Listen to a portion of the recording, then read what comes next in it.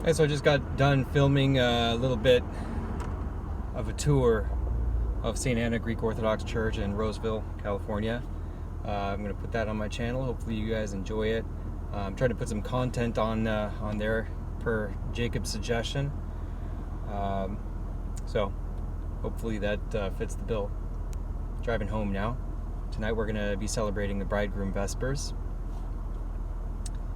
And yeah, so we're getting ready for our Greek Bible study. So I think I was talking to Richard Servan. We're going to be doing a study of the Septuagint. The Septuagint is the Greek Old Testament. And I'll give you my understanding of what the Septuagint is.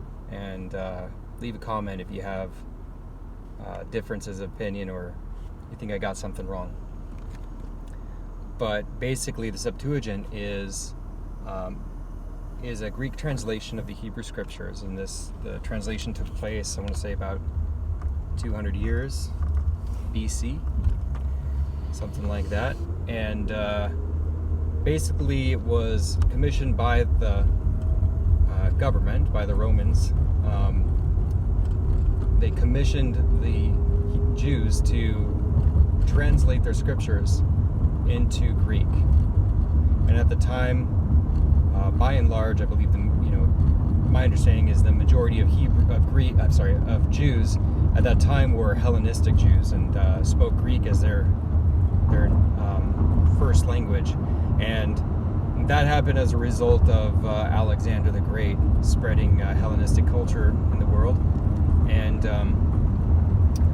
so most Jews actually it would have been beneficial to them to have the scriptures available in their native tongue or in their first language.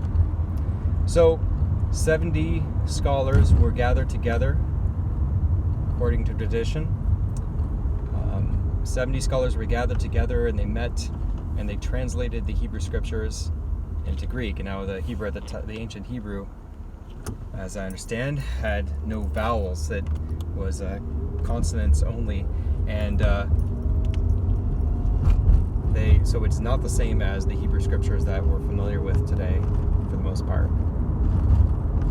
So these were Jews that translated the scriptures into Greek, and so I believe, or my understanding is that the Septuagint gives you a window into the understanding of Jews, Hellenistic Jews, at the time when they translated the scriptures. So it kind of gives you, it's a primary source that could give you a little bit of insight, because it's not always clear.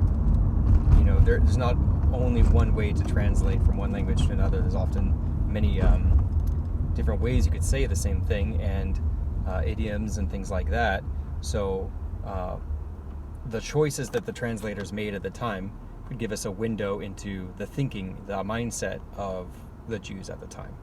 And so that's why it's interesting. It's not a Christian text.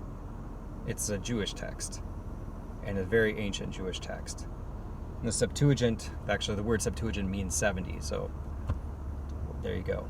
One of the scholars, according to at least Orthodox Christian tradition, one of the scholars was a man named Simeon, and Simeon was said to have lived 200 years, and he was living in Jerusalem, and the tradition is that he is the same Simeon who received the Lord, or received Jesus, when he was presented at the temple,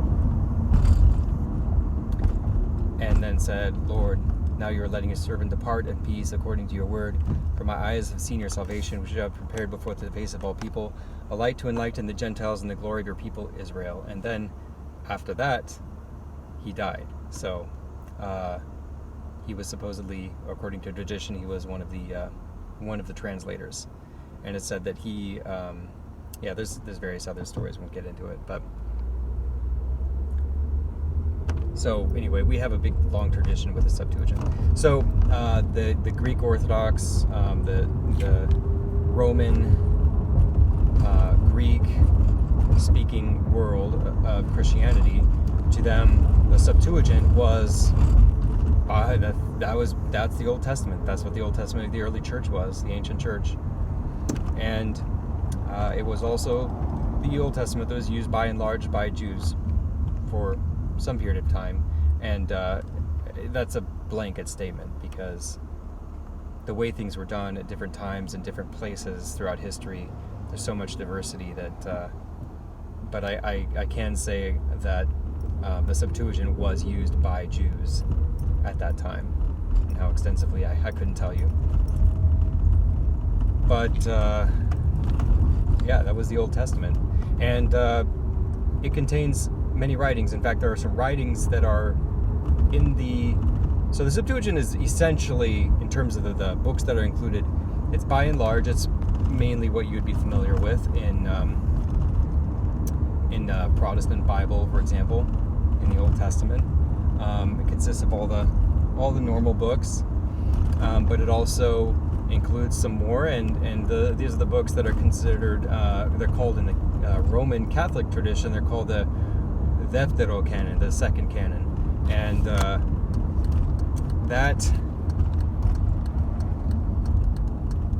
but to us it's just simply the Old Testament. It's all just the Old Testament to us. So, but some of these books, some of these second canon, you could say, were originally written in Greek, or certain parts of the Old Testament were actually, my understanding is they were actually written in Greek from the beginning and were not translations. So I think that may include certain parts of Daniel. Correct me if I'm wrong in the comments. Also, certain whole books were actually written in Greek and not Hebrew. And so later on, this is hundreds of years after Jesus's death and resurrection, there were the Jews wanted to translate the ancient Hebrew text, which, as I mentioned before, did not have it was an ancient manner of writing. It had no vowels in it. They wanted to translate it into a more modern, at least, form of writing. I don't know if the words were different, but at least they wanted to add in the aspiration marks and things. So essentially adding the vowels in. And so that text, that translation happened some hundreds of years AD, and that is what we know as the Masoretic text, and that's what I understand is what Jews use today. So that's what we consider what we call the Hebrew Scriptures today. It's a translation of the ancient Hebrew Scriptures that happened a couple hundred years AD, and so that actually explains, for the most part, why.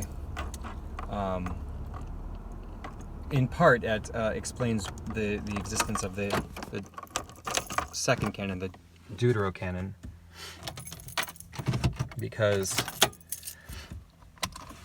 in the Masoretic text they did not include the Greek portions, the portions of the Hebrew Scriptures that were written in Greek, and so that's where those portions of the Old Testament dropped out. And correct me if I'm full of it, guys. I'm giving you my catechism level understanding. So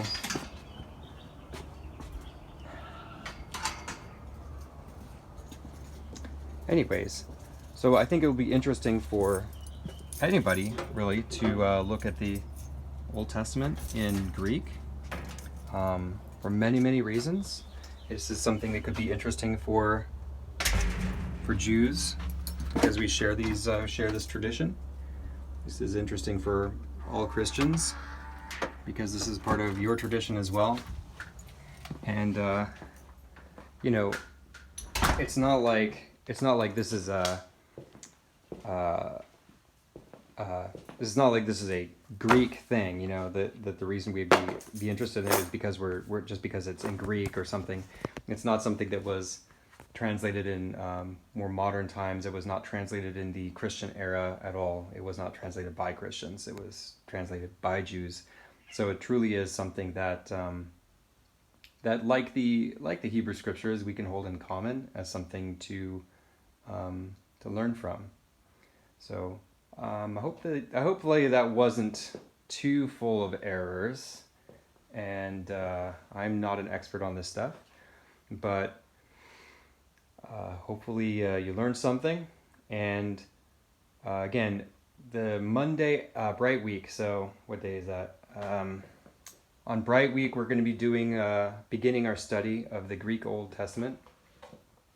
Not sure what book we're going to start with. I guess it would be logical to start with Genesis, but you know, maybe we'll look at something else. We could look at the Psalms or something. I'm not sure. You know, let me know what you guys think we should start with, and I'll ask Richard Servan. But he seems pretty much like, you know, whatever we want to do. He didn't really seem to have an opinion. But I'll give him a call today and see what he thinks. Let me know what you guys think. All right. I hope you enjoyed. God bless you, and we'll see you soon. Today is Sunday, so in 8 days.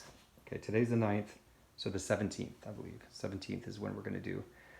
Monday the 17th is when we're going to begin our study. We'll do it in the evening. Time not determined right now. Okay, God bless you. Bye.